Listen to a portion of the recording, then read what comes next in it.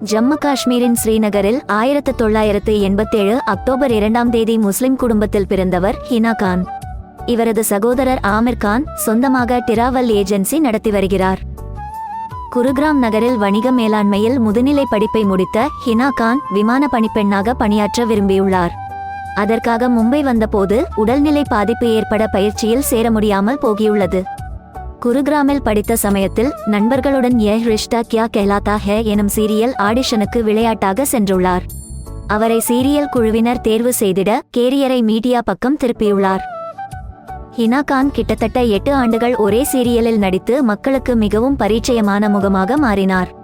பிறகு பிக்பாஸ் உட்பட ஏராளமான ரியாலிட்டி ஷோவில் போட்டியாளராக பங்கேற்க தொடங்கினார்.